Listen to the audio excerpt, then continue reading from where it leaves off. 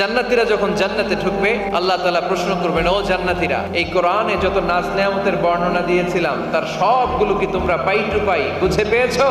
জান্নাতীরা বলবে পেয়েছি। হঠাৎ এক জান্নাতি হাত তুলে বলবে, আল্লাহ একটা জিনিস তো পাই নাই। সবাই বলে পাইছি, তুমি পাও নাই। কি পাও নাই? কয় আমনেরই তো পাই নাই।